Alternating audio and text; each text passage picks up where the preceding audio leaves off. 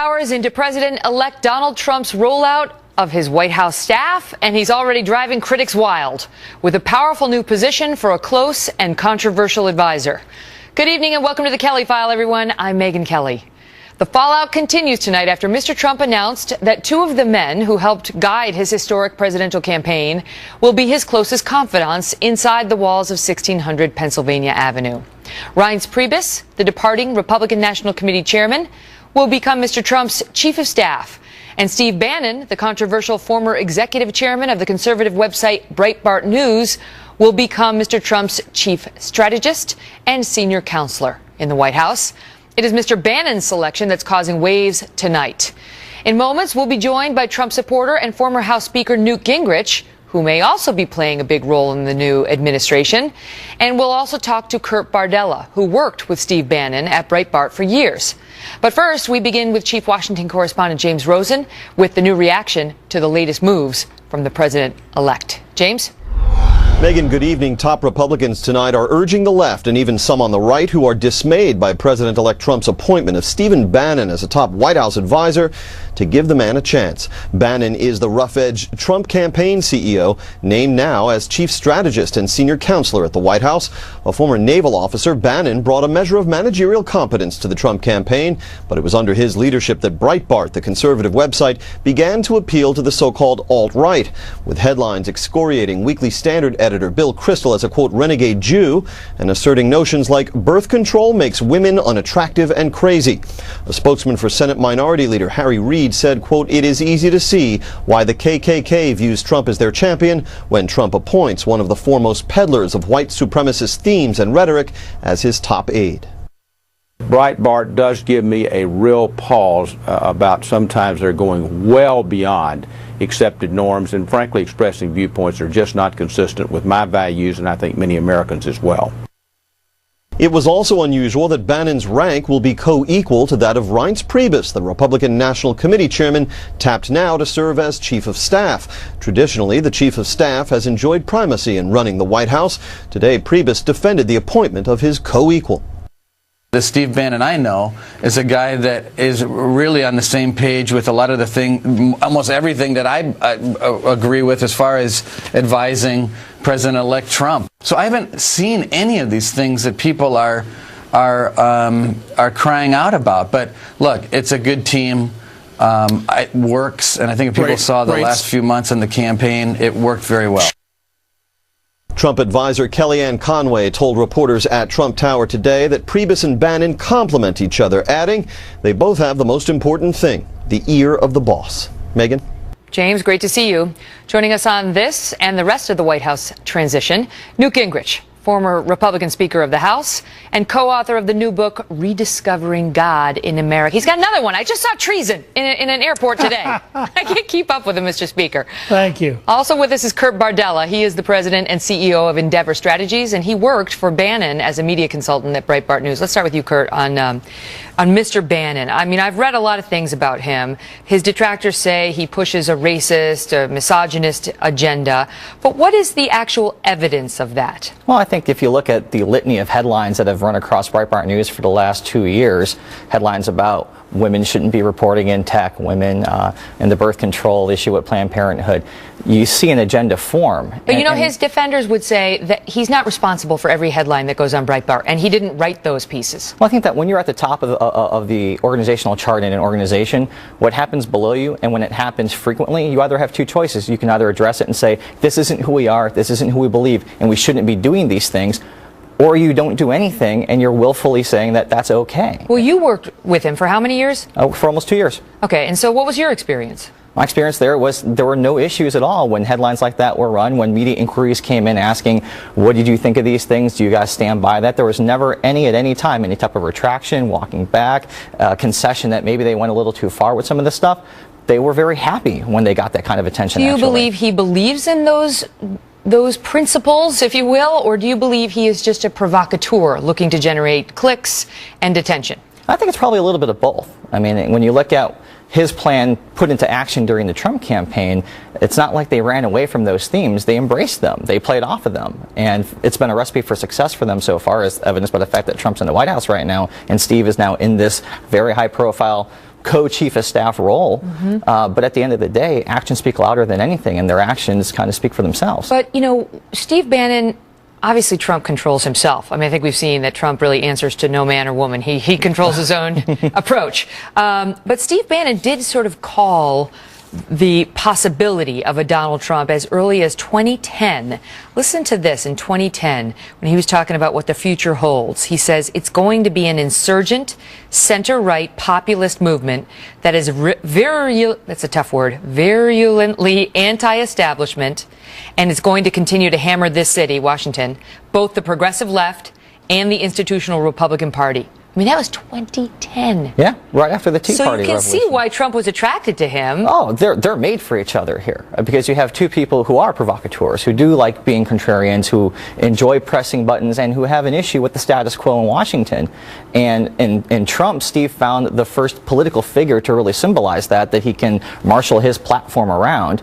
And in Steve, Trump found an audience that existed for that message. They were a perfect match. Do you think that Steve Bannon, that those kinds of comments and so on, the headlines at Breitbart, would be pushed as an agenda? You know, an anti-woman, anti-minority, anti-gay agenda? Because Trump certainly, I mean, well, you tell me.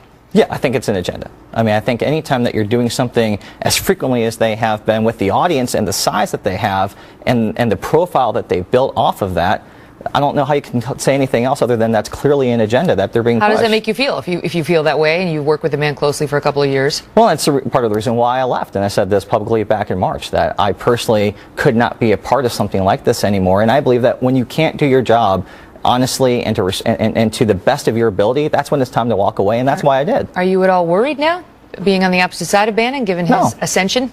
No. I mean, first of all, if Steve Bannon, as the co-White House Chief of Staff, has nothing better to do than try to go after my life or livelihood, that's concerning all to itself. But at the end of the day, I think that he has bigger fish to fry.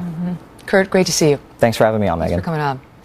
And now we turn to Newt Gingrich, former Republican Speaker of the House. Mr. Speaker, good to have you back. So, good to be with you. You've heard these reports about Steve Bannon, and really, and I'll just show the viewers some of the headlines. And you know, he didn't write these, but he was the executive chairman of Breitbart when some of these went up. And here's just a couple. Breitbart referred to Bill Kristol as a renegade Jew. It was written by a Jewish author, but still. The solution to online harassment is simple. Women should log off was another one. Here's a couple more for you. Stand by. They'll put them up there. Birth control makes women unattractive and crazy. Would you rather your child had feminism or cancer? And then there are these chestnuts. Gay rights have made us dumber.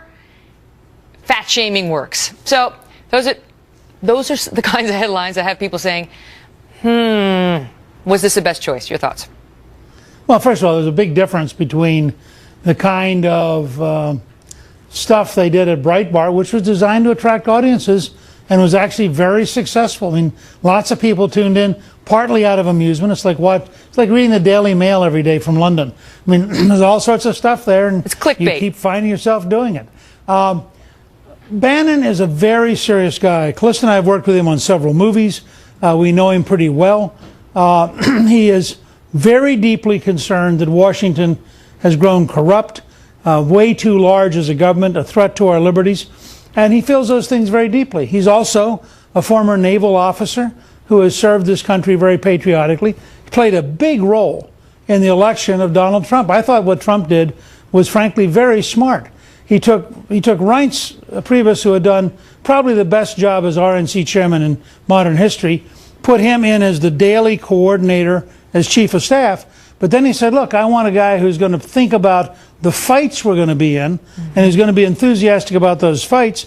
And he gave, in some ways, he I think ended up giving Bannon the equivalent of the Karl Rove job or the Axelrod job in previous administrations. And that's what Bannon has said, that he's a fighter. Yeah. And he likes to bust up, Washington. He doesn't like the establishment, and that's what Trump is, and that's what a lot of Trump's voters and supporters wanted. Now, let me ask you about the news on potential cabinet appointments. Tonight, the AP is reporting that Rudy Giuliani is the favorite. They're saying the favorite for Secretary of State. Do you have any information on that? I have no information, but if Rudy wants it, he'll get it. Rudy's probably been the closest surrogate. He and Senator Sessions have been the two closest surrogates to President-elect Trump. He has done a great job. He has worked his heart out. I thought he might prefer Attorney General, where he would be brilliant, or Homeland Security, where his experience at 9/11 would be great. I think it would be fabulous to have him as Secretary of State. He's already known worldwide.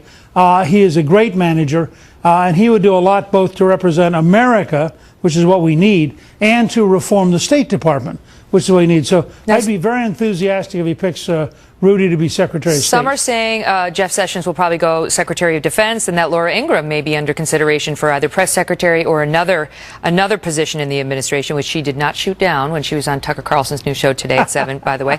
Possibly General Michael Flynn for NSA. And what about you, Mr. Speaker?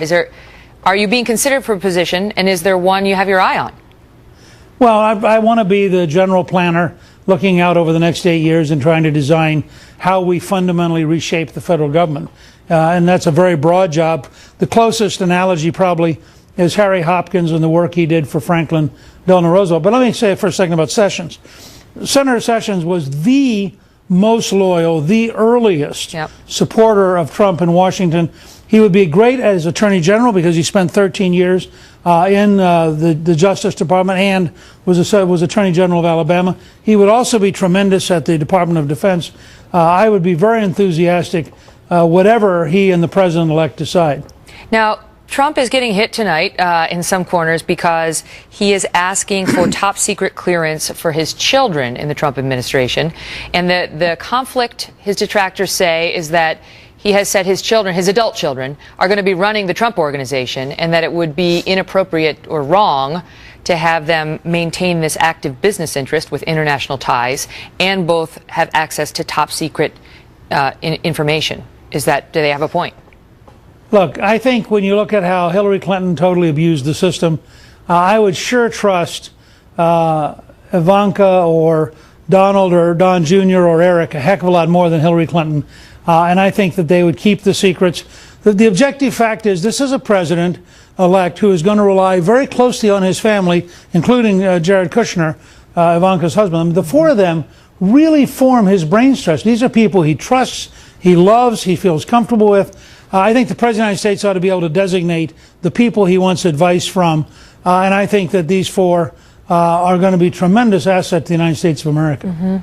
But just to press you once more on that, the critics are suggesting that not necessarily that they couldn't be trusted to not reveal the top secret information, but that it poses an interesting dilemma, conflict for them in making business decisions about foreign countries that they actually have some top secret knowledge about. I'll tell you what, the first time they come in with a $25 million check from the Saudis, or they come in with $1 million birthday check from Qatar, or they come in with special deals from a variety of international people, precisely like Bill Clinton, for a long time. We won't know about that. I'll start to worry. Well, of course you could. I'll start to worry about it. But I think we wouldn't know about that. Historically, we were a country where people like John Foster Dulles could be a great international lawyer and a very powerful Secretary of State. Historically, we thought you had to have people who were competent and knew things, and they actually could work together. It's only in the last 30 or 40 years we've gotten into this wacky idea that if you actually know something and succeed at something, you're probably not appropriately involved in government. So you end up with people in government who don't know anything and can't do anything. I think this is something we ought to explore carefully. There should clearly be rules. There might well have to be a certain amount of transparency. And then, frankly, the Trump family would have to decide, are they willing to live with that transparency? There's no question you're asking an important question about this, and I think that we have to explore it. But in principle, having the president have an ability to talk candidly with people who are very, very close to him, I think is a good thing, not a bad thing. Mr. Speaker, thank you for being here, and congratulations. Congratulations on Donald Trump's win. Well, even before the president-elect takes office, some Democratic mayors are already staging a revolt, pledging to fight any new White House effort to enforce immigration laws. Have you heard about this? It's spreading now. Judge Anna Napolitano is next on what is shaping up to be an explosive showdown in more than one city. Plus 6 days, and some in the media are still having a meltdown over the results of the election. We'll speak with Howard Kurtz and Molly Hemingway about where this is going next. The media definitely They clearly and overtly and even told us that they wanted Hillary to win, and they gambled everything, including their credibility, on defeating Donald Trump and electing Hillary Clinton, and they lost. How to deal with the results of last Tuesday. Just in the last 24 hours, we saw New York Times columnist Charles Blow complaining that, quote, "We are living in two diverging Americas, at odds and at battle. Trump's America won this round." E.J. Dionne Jr. of the Washington Post writing, quote, "Let's be clear, the United States of America is not Donald Trump's country." And in the same publication, Jonathan Capehart writes about, quote, "Why millions fear the looming Trump presidency," adding, "President-elect Trump has made promises that represent a threat to real lives and livelihoods. Some are unconstitutional. All are immoral." Joining me now, Howard Kurtz, host of Media Buzz, and Molly Hemingway, senior editor at The Federalist. Great to see you both. So, Molly, let me ask you, do you take issue with those headlines?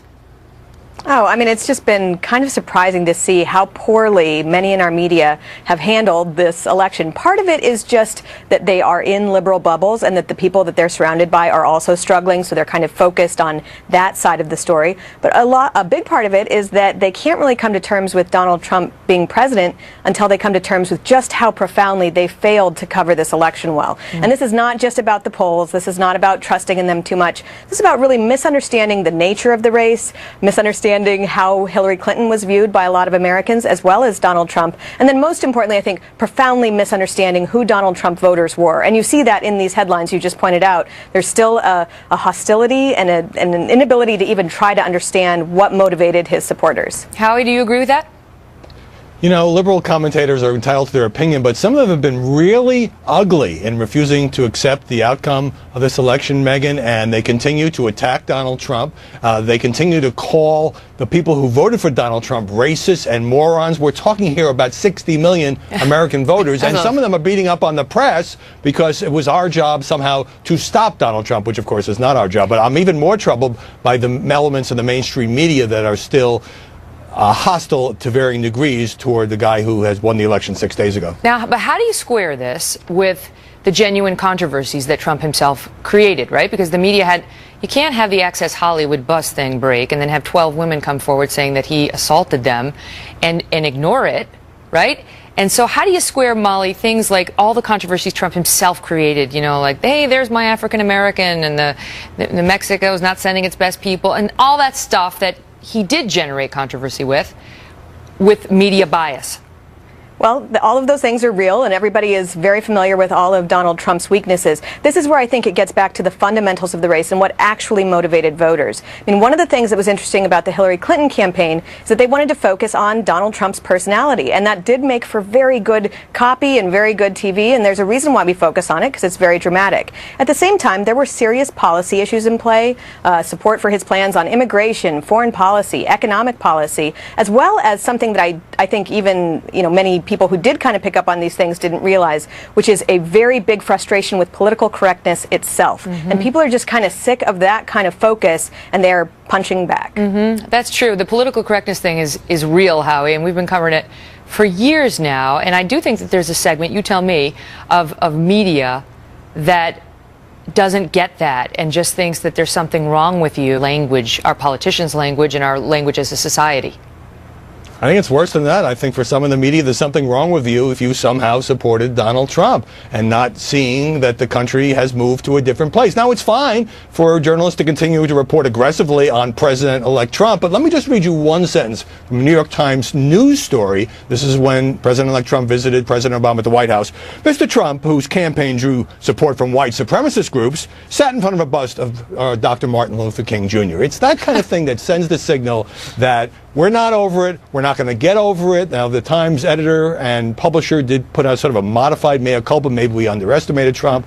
But this kind of thing just signals that it's almost like announcing we're going to be in the loyal opposition for the next 4 years instead of giving the guy a fair shot at showing he can be president. And I mean, to diminish his, 60 million voters as summed up by the white supremacists who did support him, doesn't quite get it. Molly, let me ask you, because some of the media, like we saw New York Magazine with this cover before the election, right? So you wonder why some in the general population think that some of the media are not being fair. They have an agenda. They have their thumb on their scale when it comes to now President-elect Trump. Clearly they did, and people were very overt about that. And there's actually a benefit to that. We had a lot of people come out and just admit that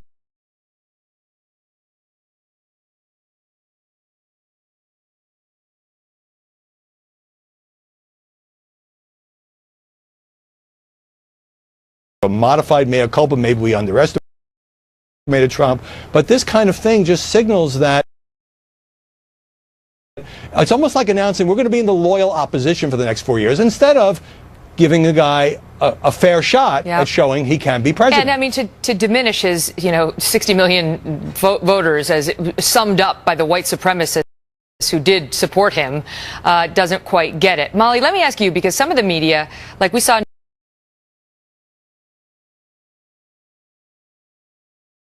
and just admit that they thought that their job was to keep Donald Trump from becoming president and to help Hillary Clinton get into office. It's good to know where people stand. Unfortunately, for a complete destruction of that trust relationship between viewers, readers, listeners, and the media. And so the media need to do a very good job of, first of all, coming to terms with just how serious the failure was. And they really need to start doing that quickly because it hasn't happened yet. Then they also need to just start reporting the news and not telling people what to think about it. Their spin is not nearly as crafty as they think it is, and people are seeing through it. And well, then they may be out of touch with flyover country, real Americans. Well, not that you're not a real American on the coast, but just Americans who live in the heartland who just have different values and see the world differently. Yes, than the people media surround themselves with.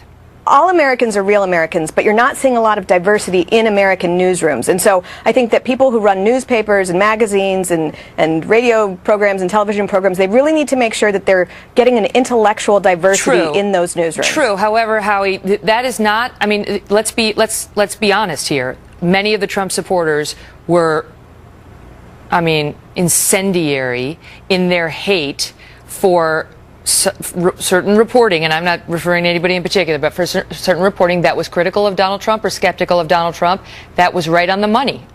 Controversies that he generated. There's no question that all of us in the news business, when we did do legitimate questioning of incendiary statements Trump had made or things about his record, got a lot of ugliness and abuse online, and I'm not excusing that. But look at the coverage, the muted coverage of these protests. Imagine if Hillary Clinton had won and Trump supporters were out there demonstrating in cities saying, "Not my president," and in some cases engaging in violence. They'd be saying they're all sexist. They'd be saying they're all sexist. Exactly. If it had been President Obama, they'd be saying that they're racist. I know. I mean, we've seen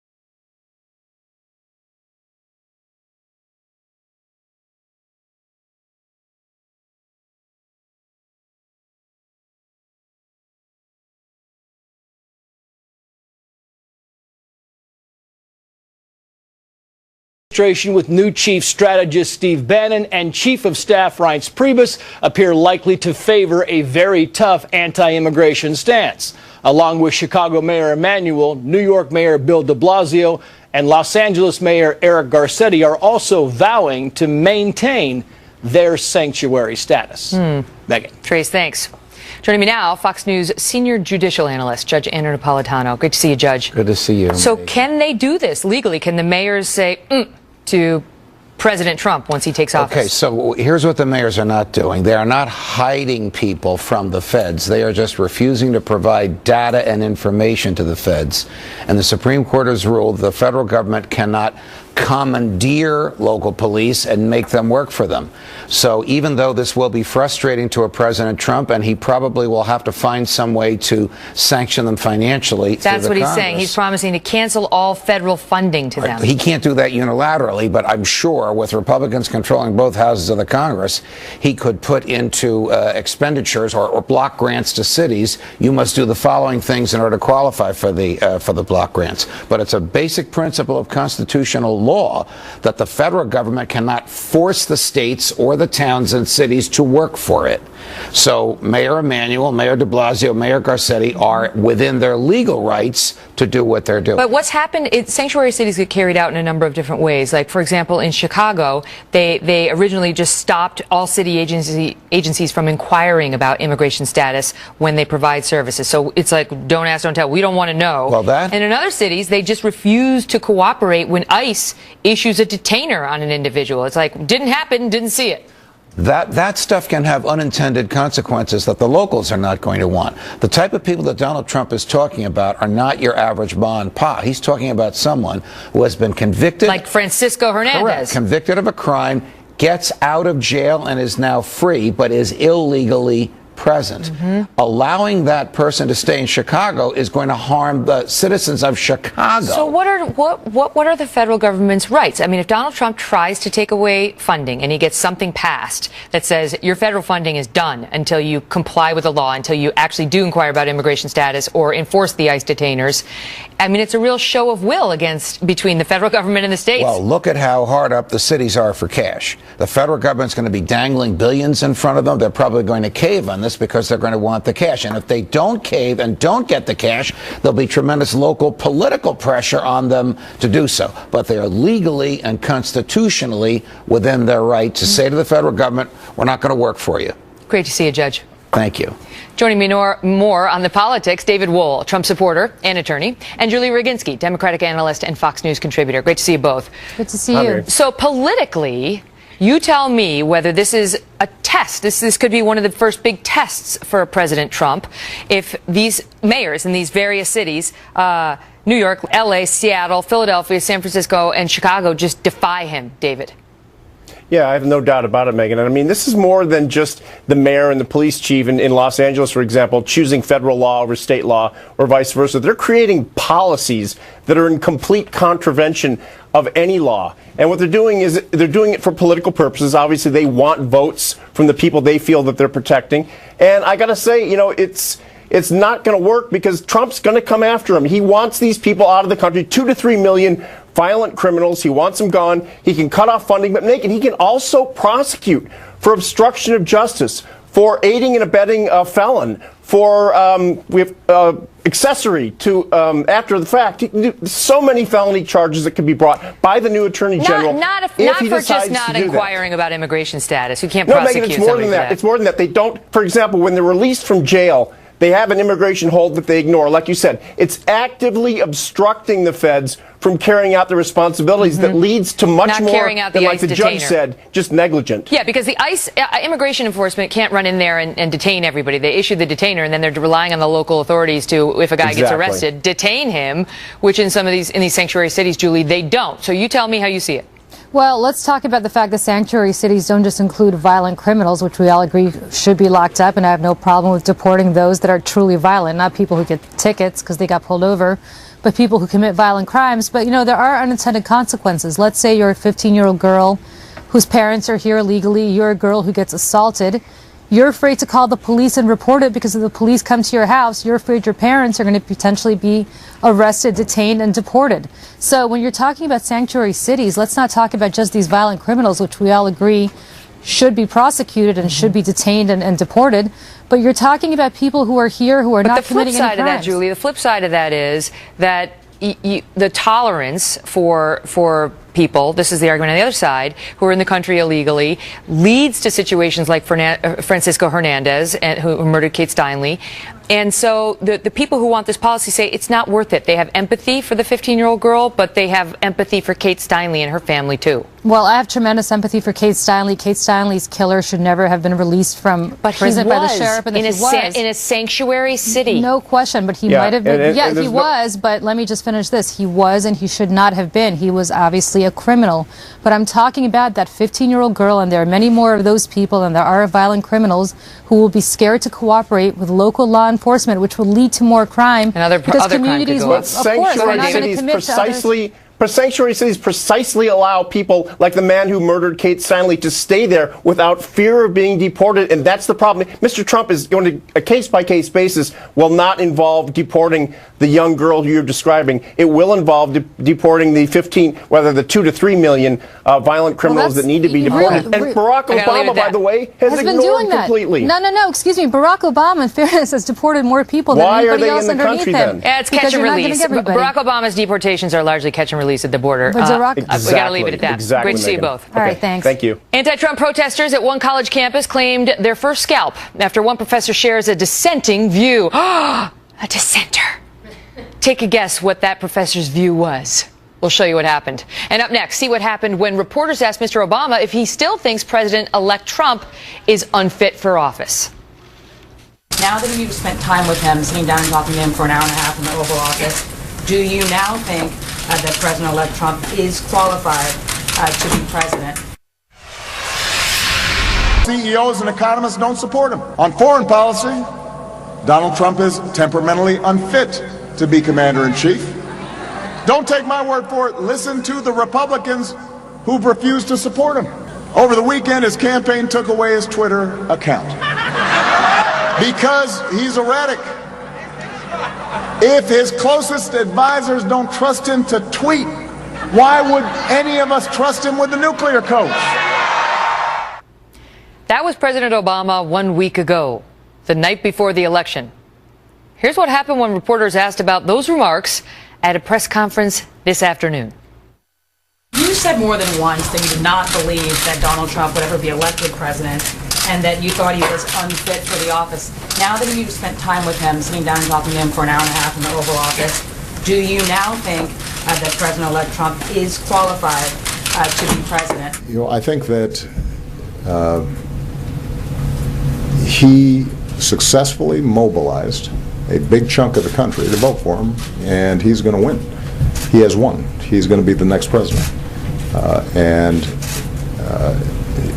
Regardless of what experience or assumptions he brought to the office, this office has a way of waking you up. Some of his gifts that obviously allowed him to execute one of the biggest political upsets in history, those are ones that hopefully he will put to good use on behalf of all the American people. Politics is weird. Mo Alithi is the founding executive director of the Georgetown University Institute of Politics and Public Service, and Carl Higbie is the spokesperson for the Great America PAC. Great to see you both. Not anymore, Megan. Oh, not anymore? No. Are you moving into the administration? No, no, not yet. But the PAC dissolved that day after, so I can say whatever I want. Yeah, what am I saying? Yeah, I predict a future in the administration for Carl Higbie. You heard it here first. Well, we'll see. I know nothing. I just am predicting. Okay, let me ask you, Mo, I actually thought President Obama's willingness to sound a more conciliatory, hopeful tone about Donald Trump, who he clearly does not like, spoke well of him. What'd you think? Yeah, I agree. Look, I don't think there's any question that President Obama was not a fan of Donald Trump heading into the election. Nor vice versa. Or vice versa. I think I'm putting it very mildly to say that. But I think everything he has said since then has been exactly what he should say. Mm-hmm. It is his job. It is his responsibility to oversee a strong transition to the new president-elect. And he and his staff have been doing everything they can to make sure that transition goes well. He can be asked as many times as people want to ask him if what he thinks of the president-elect. That's irrelevant at this point. It's his responsibility to make sure the transition goes well. Yep. I think that is what he's doing, and I think he did a good job of pointing to try to ease some of the concerns that Americans have by pointing out some of the strengths that Donald Trump may bring to and the also office. suggesting that the office can lift you up and can change you in a way that's beneficial for the country. But Carl, there were other comments too, where it was leaked today that when Donald Trump walked through the White House and with his staff, that the staff was clueless about the fact that the existing West Wing staff all have to leave. There won't be any holdovers. They're going to have to fill all those posts. And there was sort of a, don't worry, Barack Obama's going to help him out. He's going to help. Yep. And you know, political watchers said that's clearly a shot by the existing White House team.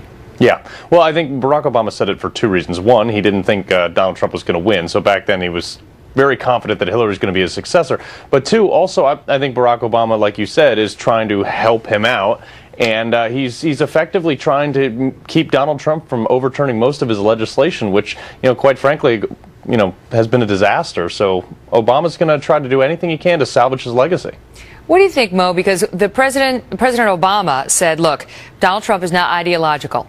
He's pragmatic. Which is probably true, right? I mean, he doesn't seem ideological. He's a Democrat for most of his life, right? That's right, yeah. But then he went on to say, but he has to watch his temperament and be careful about messaging, and pointed out how it's one thing to say something as a candidate, but when you are the president of the United States, you can change markets, you can change safety and world security. Get Mo. Oh, wait, no. Well, do you think Donald Trump's going to get that, Mo?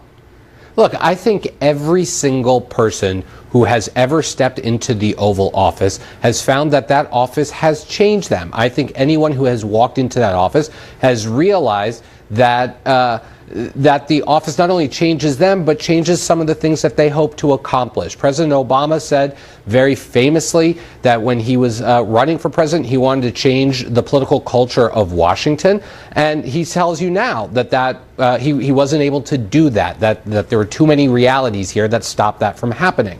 So I think what he's saying is true, that President-elect Trump is not an ideologue. I think he scrambled a lot of the typical ideological divides in this country, and that he is pragmatic. And I think the president is both predicting and maybe hoping a bit that once he gets into office, he'll realize that some of the things he talked about just can't happen. Carl, I'll give you the last word. Yeah, well, I think a lot of the things he talked about can happen, and I think it just takes somebody who's, annoyed at the system enough. I mean, look at the fact of the matter is Donald Trump has been so, anxious and so, happy to get in this office and try to crush the system that's been breaking America's backs. I think he can do it, and I think he's the right man for the job. All right, guys, great to see you, and you are not alone in that belief. Well, we've seen anti-Trump protests breaking out in many cities and in many American campuses. But wait till you hear what happened to this professor when he dared to share a dissenting view. Stay tuned. University of Rochester forced to step down after he dared to take on some anti-Trump protesters on his campus. Trace Gallagher has the story. Trace? Megan, after the election, University of Rochester President Joe Seligman sent an email assuring students that, quote, we are a safe place. He also offered free counseling for anyone struggling with last night's election. Of course, any student that was not emotionally broken was more than welcome to trash Trump during a campus protest or on the school's anti-America Facebook page. Ted Paulicki, who's the undergraduate program director of computer science, decided to post a pro-Trump message on the school's Not My America Facebook page, writing, quoting here, a bus ticket from Rochester to Canada is $16. If this is not your America, then I will pay for your ticket if you promise never to come back. Well, it turns out some of the students were offended, so the dean asked him to step down. He did. He remains a senior lecturer, but he says he was just trying to be funny. Listen. The move to Canada when your candidate loses joke has been around as long as I can remember in politics. Many celebrities threaten to move to Canada if their candidate doesn't get elected. So it was in that sense that I posted it. I was trying to be funny. Bottom line, supporting Trump, okay. Bashing Trump, fine. Or the other way around. Bashing Trump, okay. Thanks, Trace. We'll be right back. More finally hits stores, and it's already making big headlines. It's about my life, my values, really the values of middle-class America, and how I went from a small-town girl to a big city lawyer only to realize, man, was I unhappy. One night watching Dr. Phil, it dawned on me that I did not have to settle for what had become a mediocre, unhappy life, that I could settle for more. And so can you. It's got some stuff in there about the weirdness I had with Mr. Trump as well, which happily is now over, as I discuss on Dr. Phil's program tomorrow.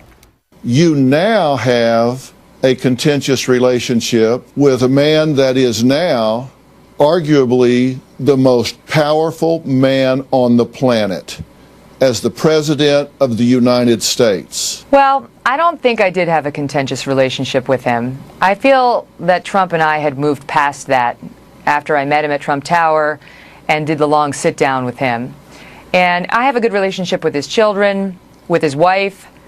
And so he and I think, you know, we're not tight, but I don't think we do have a problem with one another. I'm also out going on tour with the Kelly File, coming possibly to a city